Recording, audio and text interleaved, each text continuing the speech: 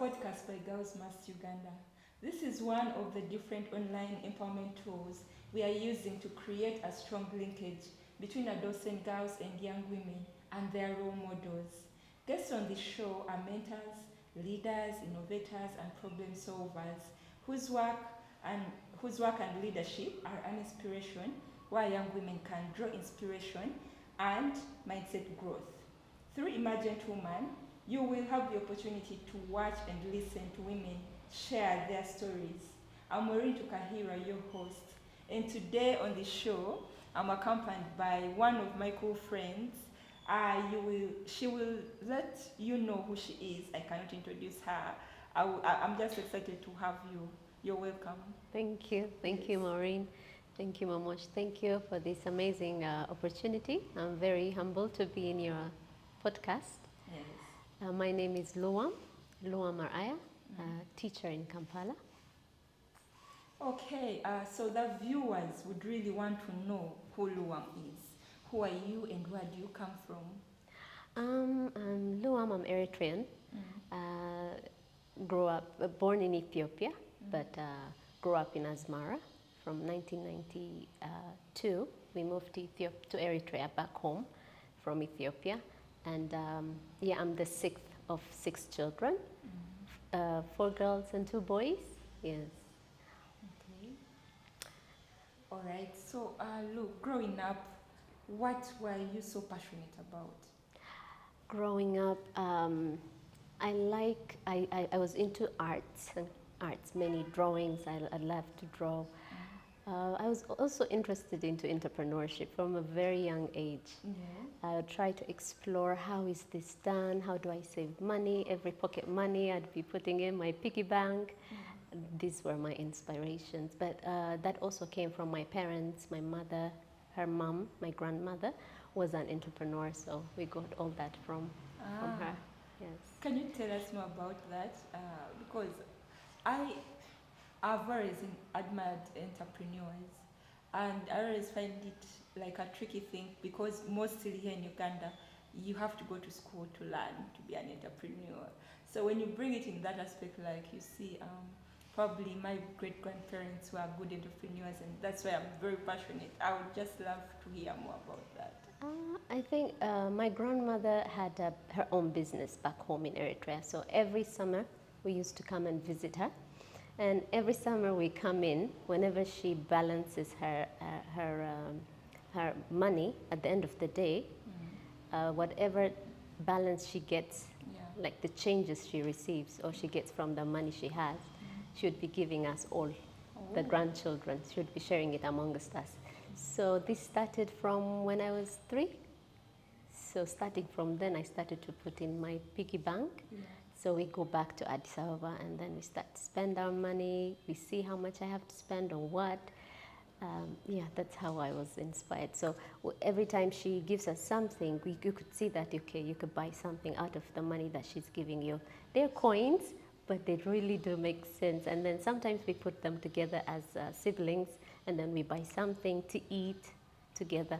Okay.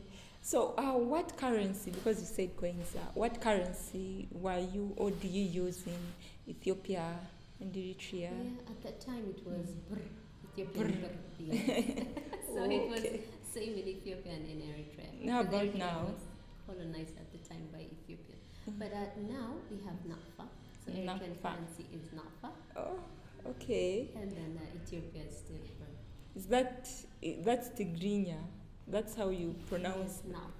Nafa. Well, I'm trying to learn. You know, you're my friend, and I know you'll teach me much more. Tigrinya, and I want to learn more languages than I know, and I think you're one of the people that has always inspired me to learn.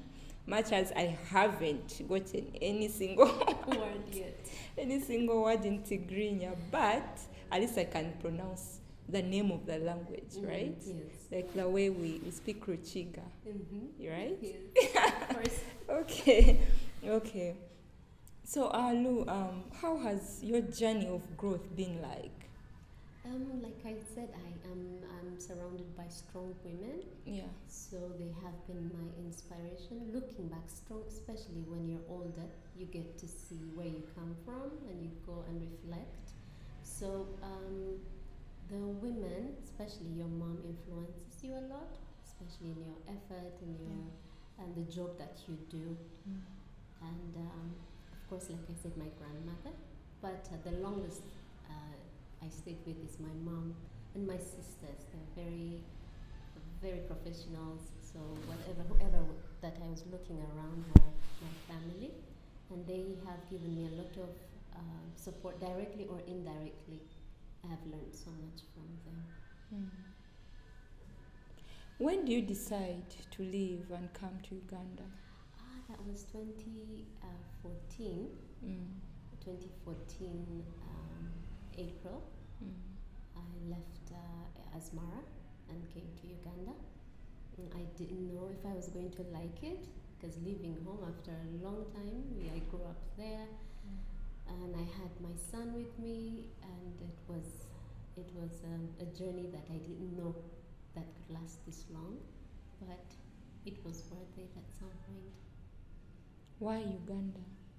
Could have decided to go to Kenya or TZ. Exactly. I think Uganda, because it had welcomed very many Eritreans before me. It had been a home for very many Eritreans. My brother was here as well. So it had been a home.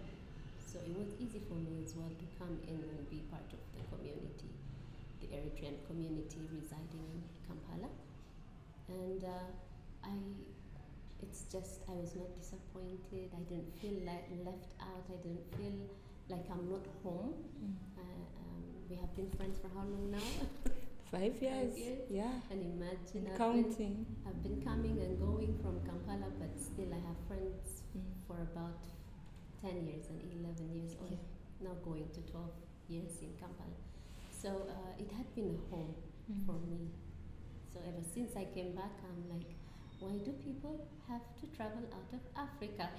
Africa is home. And I left Eritrea, but I'm in my second home. Yeah, still home.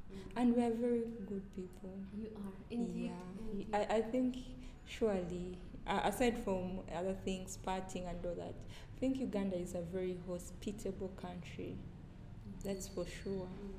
I don't know any other country I would go to and feel like, I mean, this is my home, so I think that's justifiable. But I've also traveled once or twice, out of this country, and I always can't wait to come back. I'm like, I cannot wait to go back home. That's how I always feel. So yeah, when I think about that, and I imagine myself making that decision one morning or one day and saying, I'm leaving my home and going. Surely that's very, very emotional. And yeah, so anyway, I'm so glad I met you. I'm very happy to know you, Lu. And thank you for being a good friend, surely. I will make another episode where you're not here and I'll talk about you. Because today is your day, so I do not want to really be the one taking the spotlight. But thank you. Thank you for being a great friend. So, what kind of woman inspires you and why? I'm inspired by a strong spiritual woman. That's number one, who makes God first in her life. I'm also inspired by a mother or a woman who makes sure that she uses her day efficiently, like her time spent wisely, and she's making changes in her life and in her children, if she has children, or in the lives of others. So I like women who make impact. I think that's why our stars aligned. I'm not really blowing. Oh God, today is your day. I don't know. I keep blowing my own horn, but I was excited the moment you agreed to sit down with me. It was a very exciting moment. I couldn't wait. That's what I told you when we got here. I was like, I was waiting for this moment to happen, because there are those moments. We are friends and all that, but the intentionality of us being friends is even more stronger when we have like such moments where we sit and interact. Well, So now let's, aside from your, your personal life, let's talk about your career and, transitioning from Eritrea to Uganda.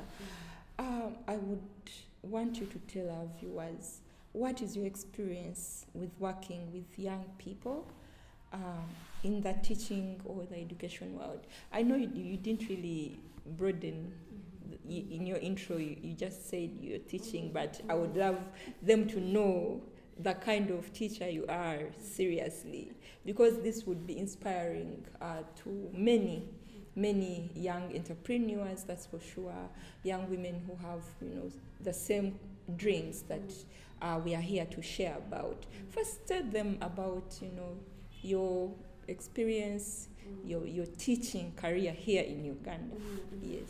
When I came to Uganda, I've already taught for about 10 years. So I came knowing the international curriculum more than even the Eritrean national curriculum, except for kindergarten. Though I have learned, as a student, I did study, of course, in the national curriculum. But as a teacher, my experience was in international. So when I came here, I got the same opportunity to work in a school. And I worked for 1.5 years. And right after, I joined a training. It's a phonics. It's a Jolly Phonics. It's an English literacy program. Yes. And I got the opportunity to work with them. So I was traveling out of Kampala, out of Eritrea, to train other countries as a national school teacher and working with very many people. I think as a young person starting from Eritrea, I was also inspired by very many teachers who worked before me. I was one of the youngest at the time, but it was quite it's a new curriculum. So it's everything is, when you say international, it's completely different from any national curriculum in any country. Yeah. So even the way you teach English, that you say you grew up and you're a successful high school student or graduate, and then you come back to teach it, it's completely different. Yeah. So it was quite an interesting experience, and I've worked among many international communities. So and coming here in Kampala, it was not so difficult really, because I had the experience to work with different communities back home. And as a young person at the time, I think what I've learned was to open up, to be open-minded, because coming from national to international was quite different. So I had to be open-minded because I could see the result of what I was doing, of what these people were doing. And again, at this point in life, also the young girls that we are working together at the moment, they have also very open-minded hearts, also eager to learn something new, especially when they see results. Yeah. So it is very important to open up to see what the result is and then to start up. So we do have very strong young Eritreans, Ethiopians, and of course Ugandans who speak English like fluent. People working around, and they are very efficient and very effective to their job. Yes. Let's talk about the Jolly Phonics. Guys, by the way, this podcast, we have these, sittings, not only to talk about our stories, but for you to be inspired about such things and cool stuff. So, guys, one time, I talked to Lu, I'm like, I have a group of teachers who teach in rural communities and they are struggling. How can we help them? Especially, the system is the same. Like here in Uganda, teachers go through, if you're a primary teacher, most times their level is primary teaching college. Then that gives you a grade 3 certificate. And then if you want, you can upgrade it. So you realize that most of them actually just stopped at grade 3. But these are teachers that have taught for over 30 years. So I'm like, telling her all these things, and she's like, I have this program that could help. And you shared the Jolly Phonics. I personally went through it. Like, I was like, no, I have to first understand what this is all about. And guys, that was amazing. It's an amazing package for teachers. it is, you can teach yourself. You don't need anyone to come and teach you. You can actually teach yourself and improve your skill in teaching, especially for the lower primary, nursery. Oh my God. So I don't know where they can find it anywhere, like online, but it's a very good program. And I wanted to give credit to that. If teachers could, I don't know if anyone would be willing to help train teachers on something like that, it would really advance our lower primary education, which is the foundation of actual education per se. We've interacted with you in different ways, the Literacy Day, International Literacy Day, and those are also moments I cannot forget, how we are trying to ensure that literature or literacy is not only tailored into English, but rather it is how different languages, dialects can actually transition, or they can be able to produce curriculum that could help people in the different ways. In Uganda here, I know they are now, in secondary education, they're examinable local languages so far. So I think that's a bonus maybe, but we still are lacking. Not all languages are examinable. But, we've interacted in that format, and I have learned so much from you. So I think, your experience isn't, it shouldn't be taken, you don't take it for granted, working with young people. It has actually done so much. It has built foundations. I don't know, this year for the International Literacy Day, I wish I would talk more after here. I don't know what is in plan, but this is something that also speaks to my heart. Literature is something I'm passionate about. So, Lou, maybe on to our next question. How easy has it been for you to live in a foreign country for all over these years, close to 15 years I read your CV? How easy has it been? Like I said at the beginning, you're homesick, really. At least like when you reach to second year. First year, you're excited, you're settling in, you're learning about the home that you have set up. But as time goes on, you're homesick, definitely. Like you want to go home like as soon as now. But like we said earlier, I think Kampala has been just a home for me. And I find it the same with other Eritreans who are so comfortable, who are very happy and pleased by the fellow Ugandans who are welcoming. And I think it made it easy. I think being in Uganda made it easy to make it home. I don't know how other countries are really, because I had never been to any other country, only for visits and work. But leaving for coming in and going, I think it's one of the best places. When we talk about, let's talk about in terms of service delivery, like me as a Ugandan, that those benefits I get because I'm just, simply Ugandan. How easy has it been for you in terms of, the accessibility of services? Do you find any challenges that you would want to address that probably, anyone watching could be, interested in listening to? I think services in terms of what, maybe? Well, like there are those really actual human rights, like, for example, as a Ugandan, I have benefits, when it comes to being a citizen. I have, my own identification. I can, go in a bank and access, services. I can go in a hospital and access services, just produce my document. Do they ever interrupt you that, oh, hey, can we see your documentation, as you're doing anything, any work?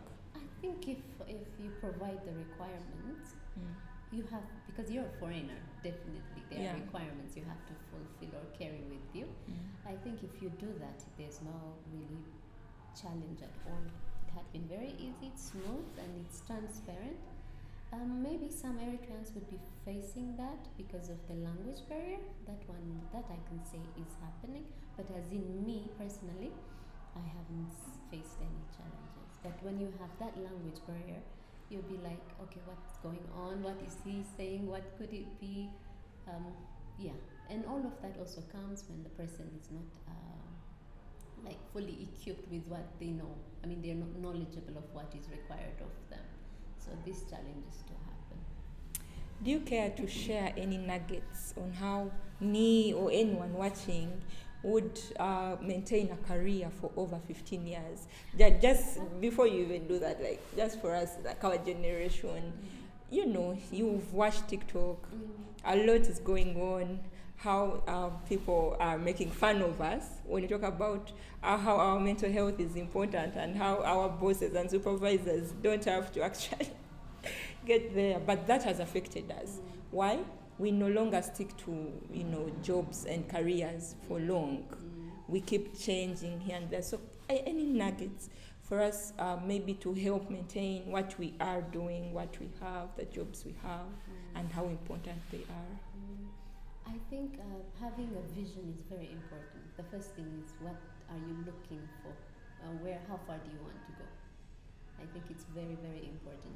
And like you said, social media is so convincing. You can be a hero today or a zero tomorrow. It's up to whatever you find, you pick up. Yeah. So it's but when you look at personal goals, I think setting up personal goal is very important. You can say 5 years, you can say 10 years, but the 5 minutes also counts. So the vision is there, but what do you want to do now to get there? So the vision has to be there, and then once you have the vision, okay, are you going to learn about it from other people? Do you have to go and question? Do you have to open up? And good thing, like you said, TikTok is also a book. It's a teacher, or the AI that they're saying, or the social media can also teach you several things. But putting it in order is also important. Planning is important. And I myself, at the beginning, when I came to Uganda, I felt like, oh, should I be teaching or should I look for other careers or other professions? So I tried, but teaching brought me back to my place. So that carried me forward. And also be passionate about what you want to do. And also invest in what you can do, not in what your neighbor is doing or somebody else is doing. In what you can do is very important. Because if someone even is absent for a day, you can chip in. You can just walk in and do it yourself. Even if someone is not there for a month, you can still take up and move forward. That's true. So if you don't know what you're doing and you're just investing your money, I think that is just a lot of trouble for you. That's what That's really important. That's a key takeaway for me. I could re-echo it. You're talking about careers and goals and visions. And for me, what is striking me, the 5 years vision, the goals count, but even the 5 minutes, they do count. So every moment you think about doing something, every step you're taking really counts. It gets you to where you're going. And I won't forget that. Well, we are almost winding up, really. So, Lou, what advice do you give the young girls and women, those that are thriving to become better creators of change in the communities they live in? I think to be intentional. That's number one. Be intentional to finding a friend. Be intentional to where you want to start. Be intentional to how you spend your time. I think that is number one. If your intention is to open up a studio, then be intentional towards it. How are you spending, like we said, the 5 or 10? At the same time, when you start something, make it your career. It can fail, you can change your mind, but at least put it into your effort to make it happen.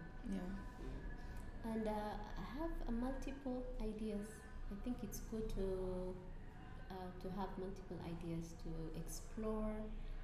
Doesn't mean that you'll end there, but it's good to explore, see new things, explore new things, like you said, social media is big and wide, Yeah. and you can dive in just from 5 minutes, you're across the world, Mm. and good or bad, you're still seeing them. So be intentional that you know what you want to pick at the same time. I hope you are watching and listening. Be very intentional, people. Let's be intentional in the friendships we are creating, in the careers we are investing our time and our resources in. Let us just be intentional. I try to be intentional. I really try to be intentional most times. All the time. But I think I need to put in more effort as well. For me, that is a reality check, and expand my intentionality. Yeah, not only on serious work, but even people that come into my life. And speaking of that, we're coming to our lastly, we cannot live without talking about this, because this is our podcast for young people. So there are always, we are diverse. We talk about life, we talk about life choices, we talk about career choices, we talk about relationships. So as we are parting, what particular advice on relationships would you want me or anyone watching to know from you? I think relationships are very important in your life. Yeah. You can't do without it. And they are the plants that grow beside you. If you pick weeds, you'll grow with weeds. If you pick flowers, you'll grow with flowers. If you want to be... But how do you know which one is a weed and which one? Weeds also blossom. I'm a farmer. I come from Kawa. You know that. And we are surrounded by, green vegetation, right? So I have grown up looking at weeds blossom with flowers. So how do you distinguish between this flower is actually blossoming on a weed, and how do you distinguish that this is an actual beautiful innocent flower that I would pick and take home and put in my flower pot and probably take care of? How do you do that? I think who do you connect with? And now what is your connection? These are two different things. Who do you connect with, and then what is your connection with that person? So if your connection is building, I think that is your flower. If your connection is not taking you anywhere, you're just there stagnant somewhere, not knowing what's going on, then that is not your flower. That's not your flower. That's not your flower. Like you said, weeds can also bloom and make sense in your garden. So then what is the weed, like you're saying? The weed is the one that is not letting you grow, helping you to grow, or pushing you to grow, or be there by your side to support you. Thank you. Here, I'm just saying, just so you know, if you don't hear from me, I might be, saving my plants in my garden, guys. So don't take it personal, because I think that we sit here because we need to have opinion, and also for us, what we do is we give them our opinion, and it's for them to make the right choices. The viewers, it's for you to make your right choice as you listen to us. So do not say, Momo is telling us or advising us to do this. No, for us, we are just telling you, or we are giving you information, and then you are free to make the right choice. And in terms of relationships, we always have our moments.